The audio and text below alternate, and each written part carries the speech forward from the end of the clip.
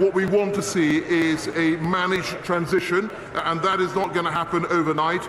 He will also know that we've set out in our domestic energy security strategy that future licensing rounds will have to be compatible with the climate compatibility checkpoint, which will be set out shortly.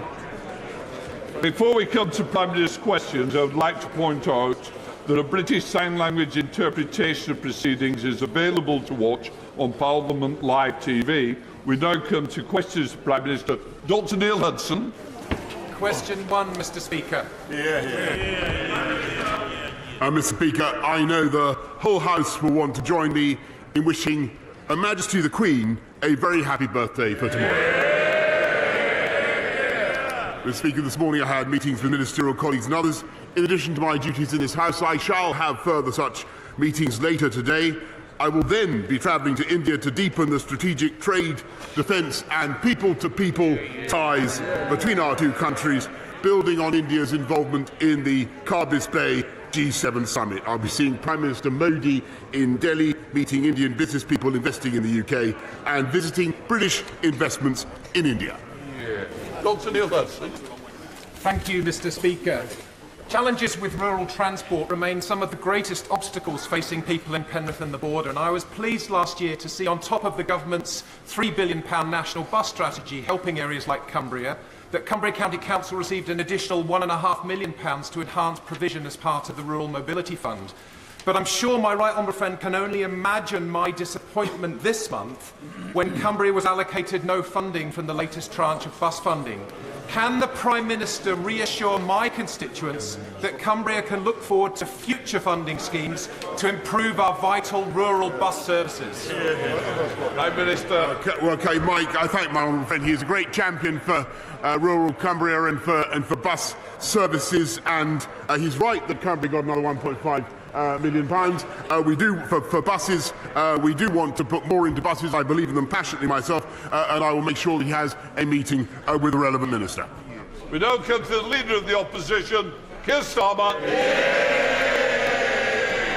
Thank you, Mr Speaker. Can I join the Prime Minister in wishing Her Majesty a happy birthday? Why did the Prime Minister's Press Secretary, Allegra Stratton, have to resign from her job? Minister. Sorry. I bitterly regret Allegra's resignation. I think it was very sad, and I think she did an outstanding job. I do, particularly since she was the one who coined the expression coal, cars, cash and trees, which enabled the UK to deliver a fantastic COP26 summit last year. Allegra Stratton laughed at breaking the rules. She resigned. The Prime Minister then claimed he was furious at her behaviour and accepted her resignation. Professor Neil Ferguson broke the rules. He also resigned. The Prime Minister said that was the right thing to do. The former Health Secretary broke the rules. He too resigned. The Prime Minister tried to claim he sacked him. Why does the Prime Minister think everybody else's actions have consequences except his own? I thank the right honourable gentleman. I feel he's in some kind of Doctor Who time warp. We had this conversation yesterday, Mr. Speaker, and I've explained why I bitterly regret receiving an FPN, and I apologise to the House. But he asks about the actions for which I take responsibility. And I'll tell him we're going to get on with delivering for the British people, making sure that we power out of the problems that COVID has left us, and more people in work than there were before the pandemic, Mr. Speaker, fixing our energy problems and leading the world in standing up to the aggression of Vladimir Putin. Those are all subjects about which I think he could reasonably ask questions now. These are strange answers from a man who yesterday claimed to be making a humble apology.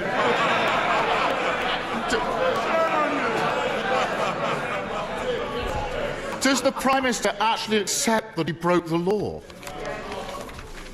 Yes, Mr. Speaker, I've been absolutely clear that I humbly accept what the what the police have said. I've paid the fixed penalty notice. And, Mr. Speaker, what I think the country and what I think the whole House would really rather do is get on with the things for which we were elected, deliver on our promises to the British people. And you could not have clearer evidence of the intellectual bankruptcy of Labour. They have no plans. They have no plans for energy. They have no plans for social care, and they have no plans, Mr. Speaker, to fix the economy. Prime Minister, sit down. I want to hear what you've got to say, but I can't hear when you're talking that way. I'm here in the chair. Please, if you can help me. No, I think we'll have had enough. Yes, The state of it, the party of Peel and Churchill reduced to shouting and screaming in defence of this lawbreaker. Now then, that's the last time that Peroni that you just asked about, you might have to go and take it. I don't hear any more, else you will be drinking. Case on. So, Mr. Speaker, yesterday's apology lasted for as long as the Prime Minister thought necessary to be clipped for the news. But once the cameras were off, the Prime Minister went to see his backbenchers, and he was back to blaming everyone else.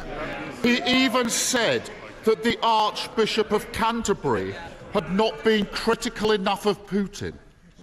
In fact, the Archbishop called Putin's war an act of great evil, and the Church of England has led the way in providing refuge to those fleeing. Would the Prime Minister like to take this opportunity to apologise for slandering the Archbishop and the Church of England?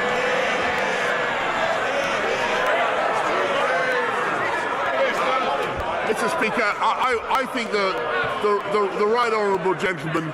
I was slightly taken aback to be Sorry, Mr. Speaker. I was slightly taken aback for the government to be criticised over the policy that we have devised to end the deaths at sea in the Channel as a result of cruel criminal gangs. I was surprised that we were attacked for that. And actually, Mr. Speaker, it turns out that that policy, do you know who proposed that policy, first of all, in 2004? It was David Blunkett, Mr. Speaker, who said it was a 21st, yes it was, and you'll remember, a 21st century solution to the problems of illegal asylum seeking and immigration. He should stick with, he's a Corbynister in a smart Islington suit. That's the truth. I think you'll find Mr. Corbyn doesn't have the whip, but I think that's a no then. Pathetic. He never takes responsibility for his words or action.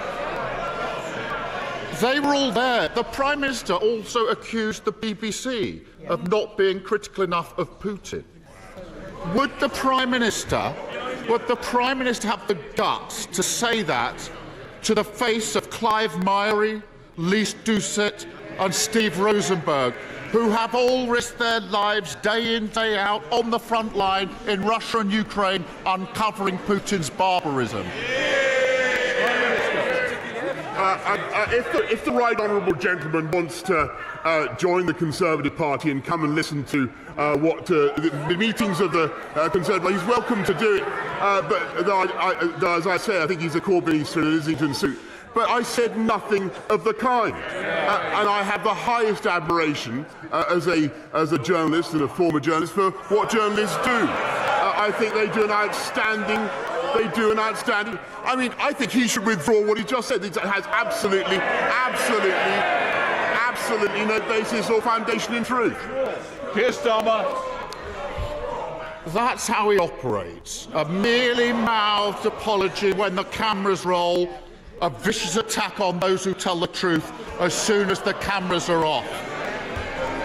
Slander decent people in a private room.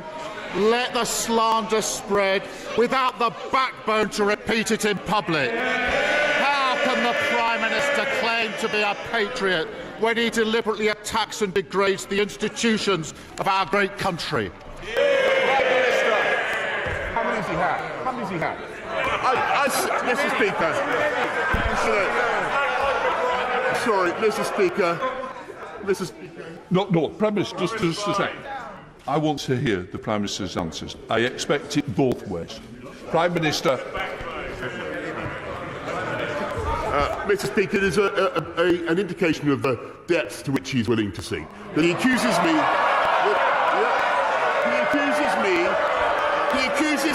of traducing journalists. What he says is completely without any foundation whatever. I did not attack the BBC last night for their coverage of Ukraine. He must be out of his tiny mind, Mr. Speaker. He must be out of his tiny mind. I said no such thing, and there are people behind who will testify to that. He is completely wrong, Mr. Speaker. That is the limit. That is the limit of his willingness to ask sensible questions today. We are getting on. This government is getting on with the serious problems that require attention. Fixing our energy supply issues, and by the way, undoing the damage of the Labour government that didn't invest in nuclear power for 13 years. With a nuclear power station every year. Standing up to Putin, Mr. Speaker, when he would have elected a Putin apologist. That's what he wanted to do, and he campaigned to do that. Mr. Speaker, and fixing our economy with record numbers of people now in work, productivity back above what it was, more than 500,000 people back on the payroll than there were before the pandemic began, Mr. Speaker. That is as a result of the decisions, the tough calls this government has made. We get on with the job while they flip-flop around like beached Flanders on the beach, Mr. Speaker.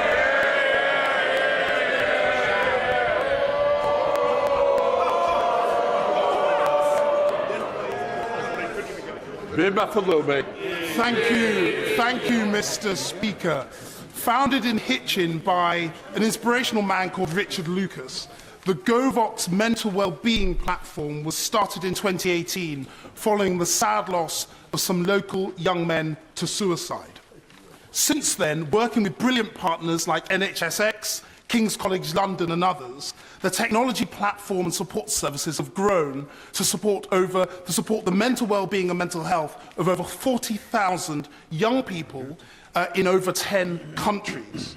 Today, GoVox is launching its campaign to offer its services free to over 1,000 state secondary schools. Would the Prime Minister welcome this initiative, perhaps go to Hitchin and meet the people from GoVox? And secondly, could he set out what more we can do to help young people and young men with the problems of mental health and mental well-being? Prime Minister.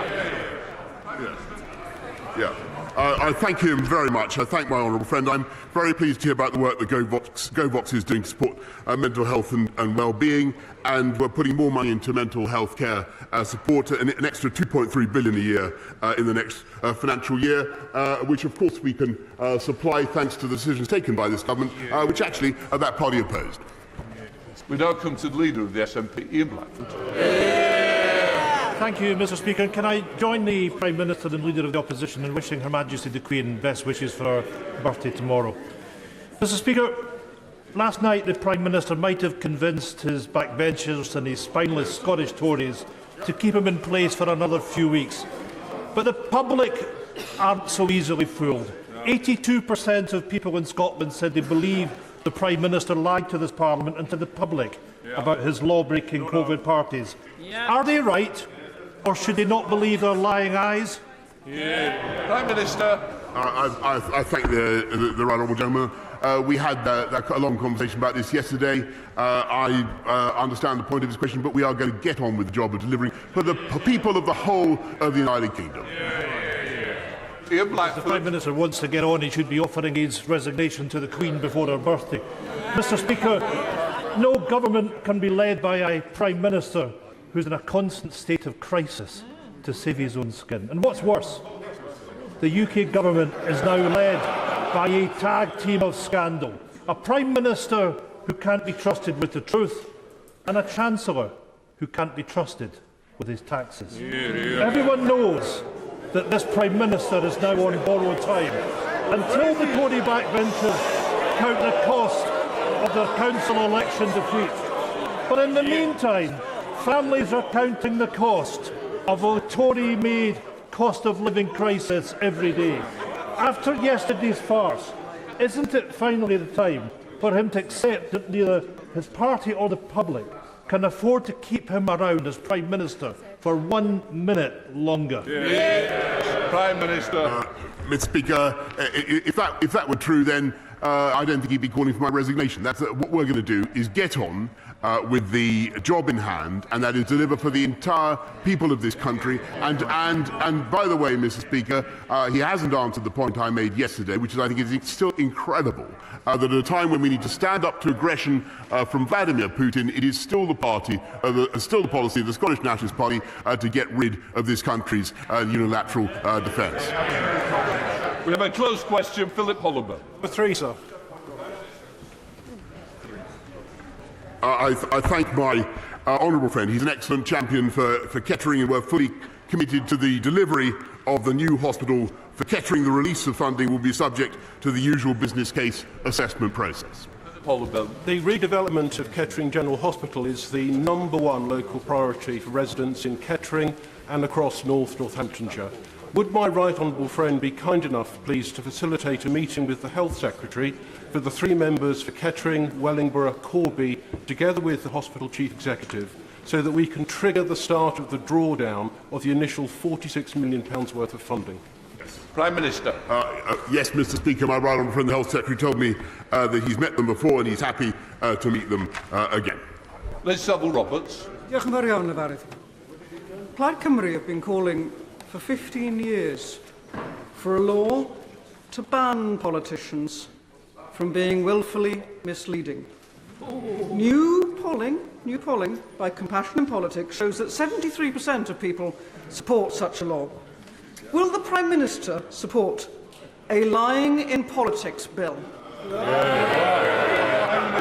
Mr. Speaker, it is well known that the rules of this House demand that we tell the truth in this House, and that's what we all try to do.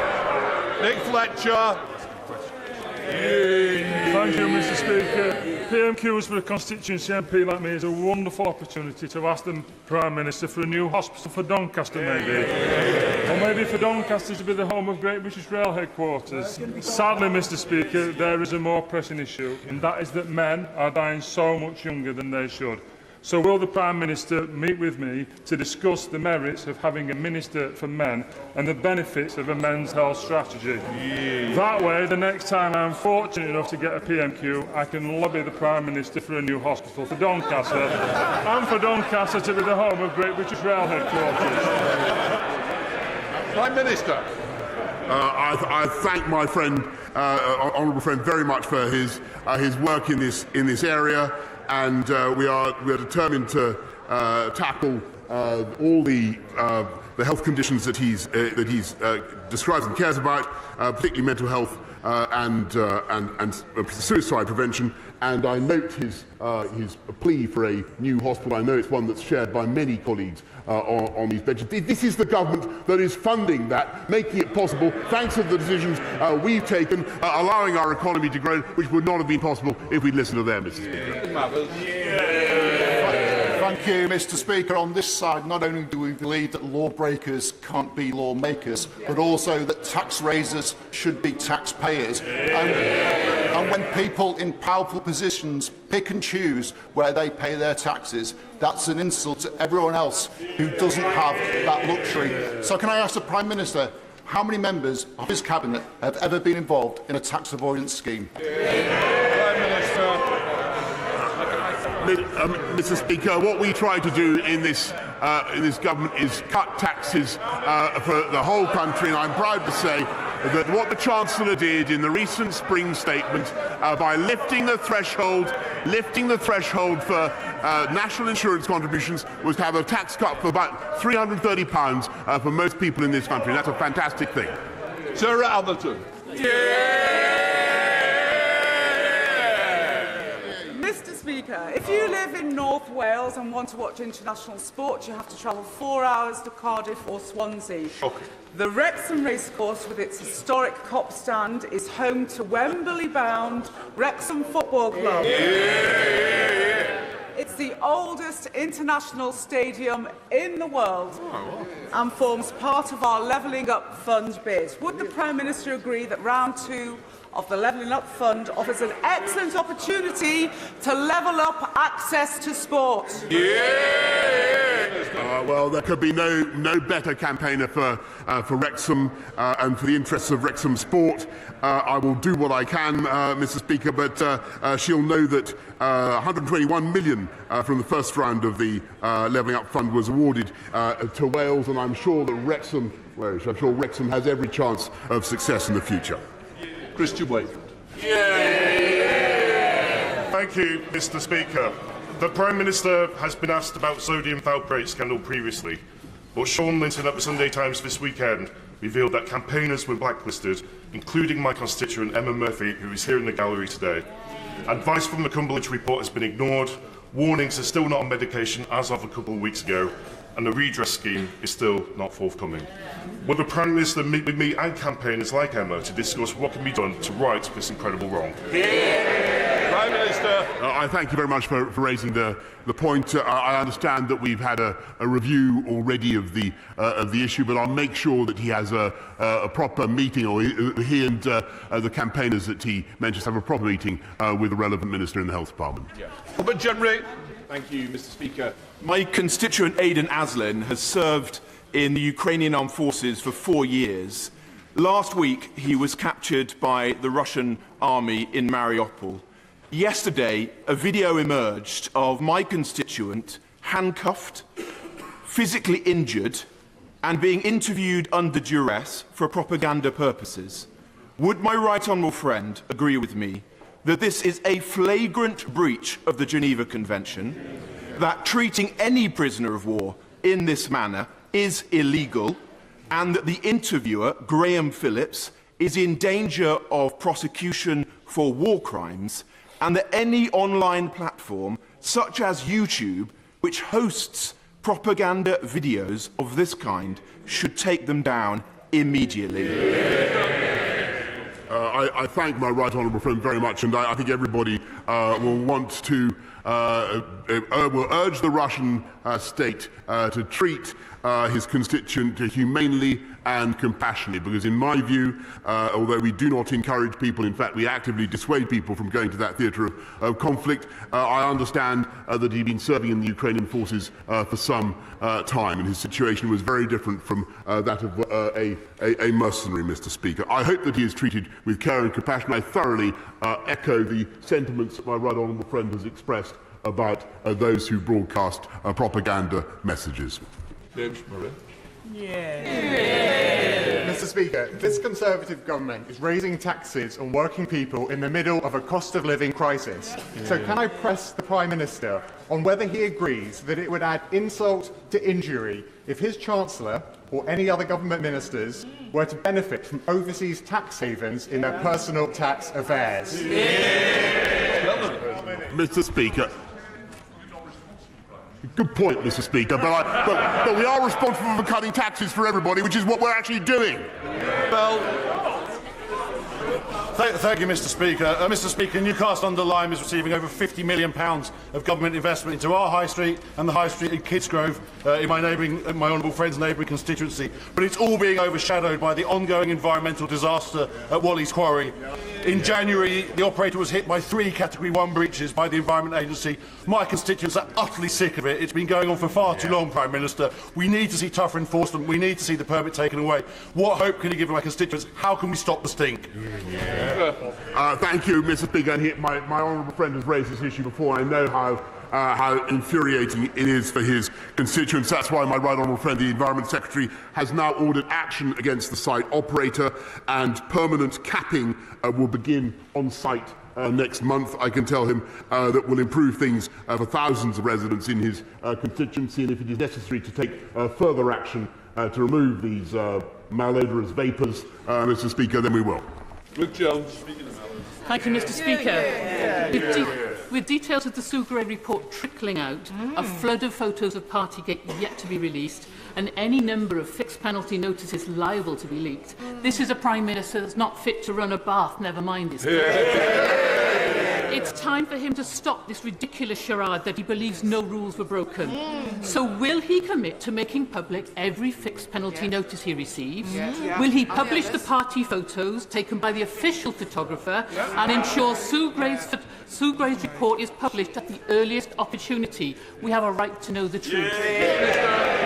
Well, Mr. Speaker, on the my own fixed penalty notices, I've been transparent with the House. I apologise. On the rest of it, and will be, Mr. Speaker. But on the rest of it, I really think, as I've said before, that the House should wait to the conclusion of the investigation when Sue Gray will be finally reporting. Sir John Hayes. Thank you, Mr. Speaker. Long ago, in a far-off place, thousands of British servicemen sailed into what for them was the unknown as they witnessed the early tests of nuclear weapons. They've lived with the consequence of the service to our nation ever since. Following a PMQ from the Honourable Member for Salford, the Prime Minister has agreed to meet me and her and those veterans. Will he now assure the House that he will take personal charge of the decision on whether to grant the remaining servicemen, for there are few left, the service medal they so richly deserve? Prime Minister. I thank him very much. Thank my right honourable friend very much. I thank him for campaigning on this issue, which I know attracts support across the House, and I certainly will take personal charge of the matter myself and make sure that they receive the recognition they deserve. Liz Twist. Mr. Speaker, my constituents across Bladen knew the rules and stuck to the rules. Nurses and teachers included. No after-work drinks for them. The Prime Minister set these rules. Night after night, he was on national TV to exhort us to stick to the rules for everyone's sake. Yet he continues to say that he doesn't think he broke any rules. My constituents are angry that while they stuck to the law, the Prime Minister broke it. Trust in his government is broken. So when will he go? Mr. Speaker, I understand the feelings of her constituents, and I continue to express my apologies for the FPN that I received. But what the government is going to do is get on with tackling the issues that face this country and delivering for the British people, and that is my priority. Robert Butland. Thank you, Mr. Speaker. One of my constituents, like many others across our country, has been helping directly with the humanitarian effort in Ukraine and the region, and he received a most troubling message from a resident of the city of Kherson only days ago, and I quote from part of it. "There are no green corridors for evacuation. People are trying to flee the city at their own risk under fire. The Russians are living in our homes. They are plotting terror, robbing, harassing, kidnapping and killing our people, doing whatever they want." Mr. Speaker, what more can my right honourable friend and the international community do to ensure that Putin and those who do his bidding are brought to justice for their crimes? Prime Minister. Well, I think that my honourable friend is making an incredibly important point, because the savagery that the Russians are now unleashing on Ukraine clearly knows no limits and is clearly authorised from the very top. And she asked what more we can do. I think what we need to do is make it clear to serving officers now in the Russian forces that they will, if we can proceed with the international criminal prosecutions that we want to see, they will eventually face justice in the way that those who participated in massacres in Bosnia faced justice in the past. And I hope, Mr. Speaker, that will have a chilling effect on their current appalling conduct. Dick Smith. Mr. Speaker, every week examples emerge of government waste during COVID. And last year, the former Health Secretary told me that there'd be no profiteering and no cronyism. Does the Prime Minister still agree with him? Prime Minister. Mr. Speaker, I think that a lot of people made money, I'm sad to say, out of COVID in a way that perhaps they shouldn't have done. And we deplore that, and we are trying to recoup as much as we possibly can. But I would just remind him of the constant clamour from those benches and around the country for us to equip our country with PPE, with medicines as fast as possible. And that we did, Mr. Speaker. Russell. Thank you, Mr. Speaker. Would the Prime Minister join me in thanking the brilliant staff and volunteers at Watford General Hospital for their tireless work for our community over many years? And would he agree with me that we should get started as soon as possible on the ambitious plans put forward by West Herts Hospital Trust as part of the new hospital programme to transform healthcare across our whole community so staff and patients can access world-class health services in facilities fit for the 21st century? And, Mr. Speaker, if I may add, the ambitious plans are truly shovel-ready. I will gladly go and buy a shovel today to get started. Mr. Speaker, he is a fantastic champion for Watford, and he's been. I know that because I've been to see him several times. He's been campaigning on this issue to get a hospital in Watford ever since he was triumphantly elected, and he's going to be successful because there will be a new hospital scheme in his local area, and it's part of our plan to deliver 48 new hospitals in this country by 2030, Mr. Speaker. Thompson. Thank you, Mr. Speaker. The Prime Minister's fundamental political problem at the moment isn't about parties or fixed penalty notices or cake. It's about the lack of trust, integrity and credibility at the heart of government, which he himself now personifies. Mr. Speaker, when is the Prime Minister going to realise that people don't want to hear any more glib, half-hearted non-apologies or hear him witter on about getting on with the job? They just want this Pinocchio Prime Minister to pack his bags and go. Mr. Speaker, I think when are the Scottish people going to hear any... sorry, Mr. Speaker, when are the Scottish people going to hear an ounce of sense from the Scottish Nationals? Prime Minister, we both can't stand up at the same time. I'm trying to be helpful. We've got to be more moderate and taunting language use. Pinocchio is not acceptable. I'm sure the member wishes to withdraw it quickly. Mr. Speaker, I withdraw that, but he packs his bags and goes. Minister. That's not a withdrawal. Withdrawn. Sorry, you've withdrawn. You win it. Let's get on. Prime Minister. Withdraw.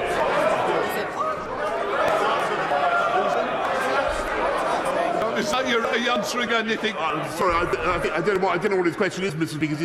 He's withdrawn it, but the answer is that we're going to get on with the job. It'd be nice to hear an ounce of sense from the Scottish Nationalist Party or some competent government.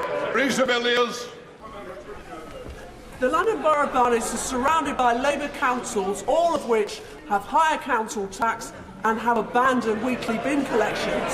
So will the Prime Minister urge everyone to come out on the 5th of May and vote Conservative in order to keep council tax lower than Labour and to protect our weekly bin collection? Quite right, Mr. Speaker. Conservative councils fix 4 times more potholes, recycle twice as much, and Conservative councils, Mr. Speaker, charge less. Tom Hopkins. Mr. Speaker, the Ministerial Code states that ministers have a duty to comply with the law and to protect the integrity of public life. The Prime Minister has broken the law and repeatedly shown contempt for the British public. Conservative MPs opposite seem content to decry the principles of honesty and integrity as they unashamedly defend him. The public want him gone, we want him gone. When will he do the right thing and resign? Mr. Speaker, I know why they want me gone, because this government is going to get on. We are going to get on and show why this Conservative government is going to deliver for the British people, fixing our cost of living issues, making sure that we solve our long-term energy problems, and delivering on everything that we promised to do, Mr. Speaker. And they have absolutely no plan. That's the difference. David Evan. Thank you very much, Mr. Speaker. On these benches, we were elected to make the most of our Brexit freedoms, including they don't like it, Mr. Speaker, they don't like it, but including tackling immigration, illegal immigration, securing our borders and crack down on the evil people smuggling trade. Does my right honourable friend agree that our groundbreaking partnership with Rwanda will do just that? Well, Mr. Speaker, I think it is a part of the solution. And it's something that, as I said just now, was advocated in 2004 by the then Home Secretary David Bunkett. a Blairite Home Secretary. It's now attacked in the most ludicrous terms by the current Labour opposition, who are obviously, as I just said, Corbynistas in Islington suits. Thank you, Mr. Speaker. I wondered what the Prime Minister makes of this quote. When a regime has been in power too long, when it has fatally exhausted the patience of the people, and when oblivion finally beckons, across the world, you can rely on leaders of that regime to act solely in the interests of self-preservation and not in the interests of the electorate. His words, Mr. Speaker, Daily Telegraph, 28th of February 2011. Does he still agree? Yes or no?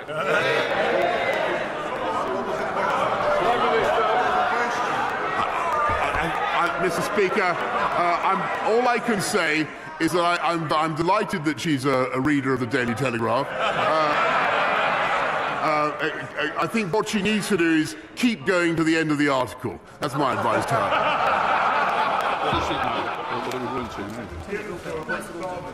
We now come to the 10-minute rule bill. Barry Shearman, please. Let's just let the room clear.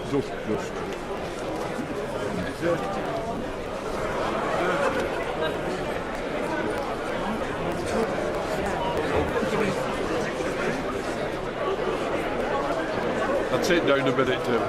Your office got to me very quickly. I don't know how they fell down. Because I sent the message. Yeah, Thank you. Brilliant. Numbers.